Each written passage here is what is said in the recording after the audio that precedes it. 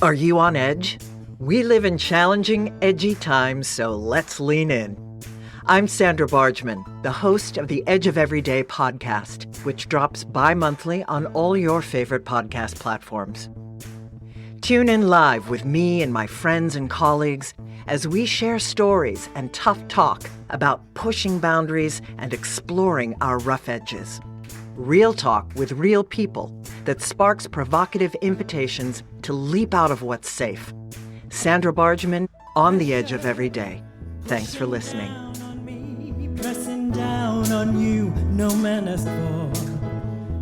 Hello, everyone. I'm Sandra Bargman, and welcome back to the Edge of Everyday podcast. Are you a change maker? Do you walk between worlds, between cultures, between systems? If you answered yes to any of these questions, the Edge of Every Day is the place for you. In a nutshell, this podcast is about pushing boundaries and exploring rough edges.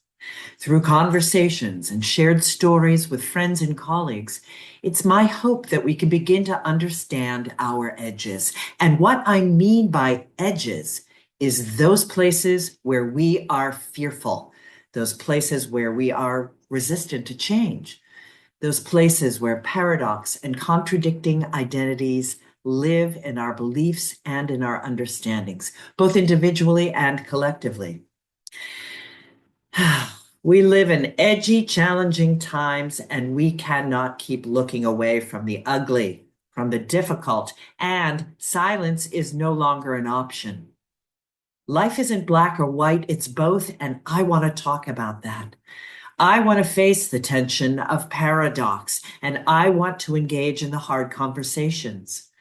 I want to explore the rough edges between our light-filled brilliance and our dark, shadowy corners, because the more we recognize our own edges and get real about them, the more we can help others to do the same. And that, I fully believe, can help to change the world.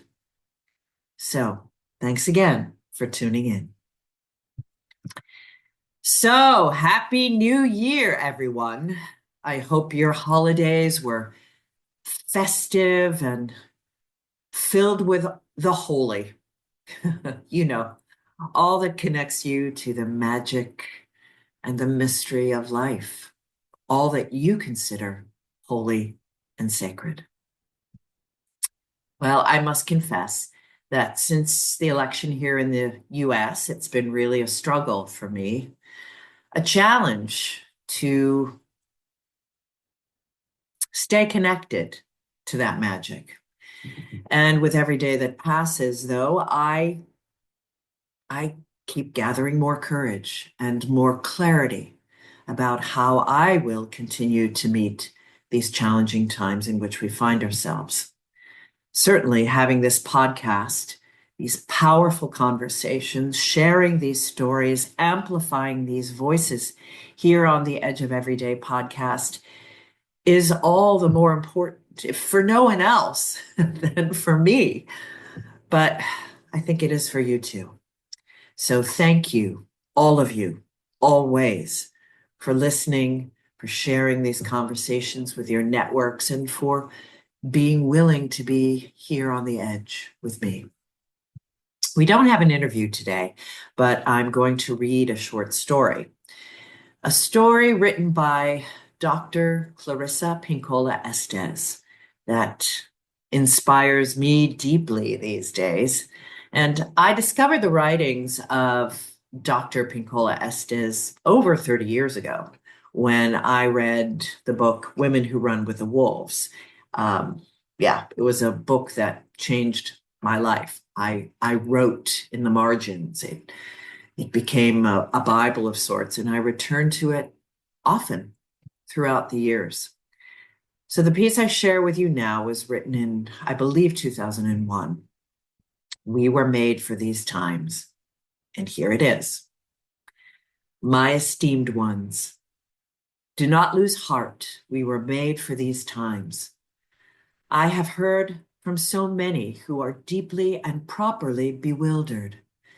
They're concerned about the state of affairs in our world now. Ours is a time of almost daily astonishment and often righteous rage over the latest degradations of what matters most to civilized, visionary people. You are right in your assessments. The luster and hubris some have aspired to, while endorsing acts so heinous against children, elders, everyday people, the poor, the unguarded, the helpless, is breathtaking. Yet I urge you, ask you, gentle you, to please not spend your spirit dry by bewailing these difficult times. Especially do not lose hope. Most particularly because the fact is that we were made for these times. Yes, for years we have been learning, practicing, been in training for, and just waiting to meet on this exact plane of engagement. I grew up on the Great Lakes and recognize a seaworthy vessel when I see one. Regarding awakened souls, there have never been more able vessels in the waters than there are right now across the world, and they are fully provisioned and able to signal one another as never before in the history of humankind. Look out over the prow. There are millions of boats, of righteous souls on the waters with you. Even though your veneers may shiver from every wave in this stormy royal, I assure you that the long timbers composing your prow and rudder come from a greater forest.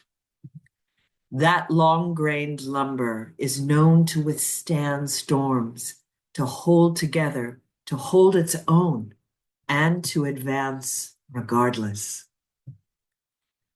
In any dark time, there is a tendency to veer toward fainting over how much is wrong or unmended in the world. Do not focus on that. There is a tendency, too, to fall into being weakened by dwelling on what is outside your reach, by what cannot yet be. Do not focus there. That is spending the wind without raising the sails. We are needed. That is all we can know. And though we meet resistance, we more so will meet great souls who will hail us, love us, and guide us, and we will know them when they appear. Didn't you say you were a believer? Didn't you say you pledged to listen to a voice greater? Didn't you ask for grace? Don't you remember that to be in grace means to submit to the voice greater? Ours is not the task of fixing the entire world all at once, but of stretching out to mend the part of the world that is within our reach. Any small, calm thing that one soul can do to help another soul, to assist some portion of this poor suffering world, will help immensely.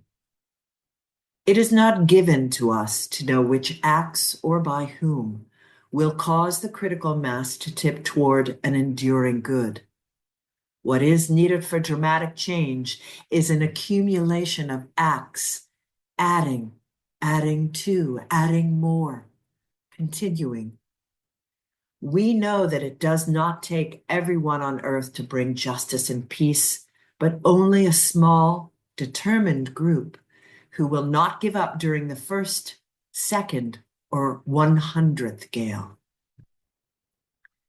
One of the most calming and powerful actions you can do to intervene in a stormy world is to stand up and show your soul. Soul on deck shines like gold in dark times.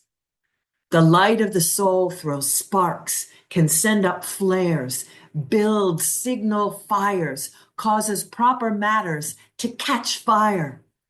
to display the lantern of soul in shadowy times like these, to be fierce and to know mercy towards others, both are acts of immense bravery and greatest necessity.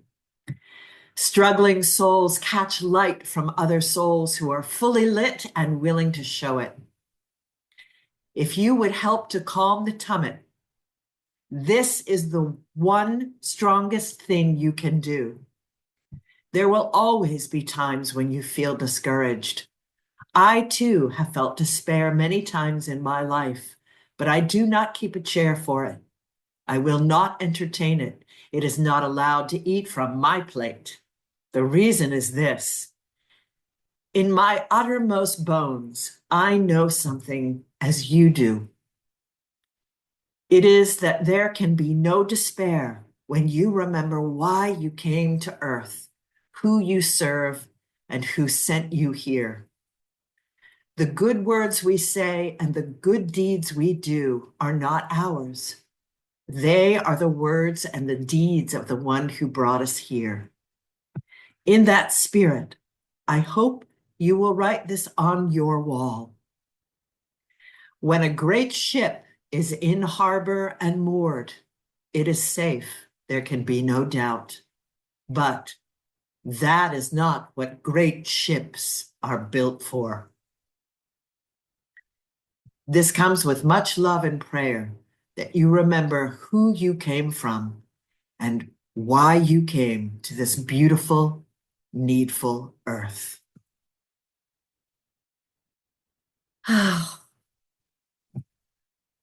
Thank you, Dr. Clarissa Pinkola Estes. Thank you, dear listeners, and thank you to everyone that contributes to and uplifts this podcast, The Edge of Every Day, streaming on all your favorite podcast platforms and also at maximizeyou.life. I wish you all a happy new year. Keep shining like gold, my friends, and remember, you are always at the edge of the miraculous. Until we speak again, take good care.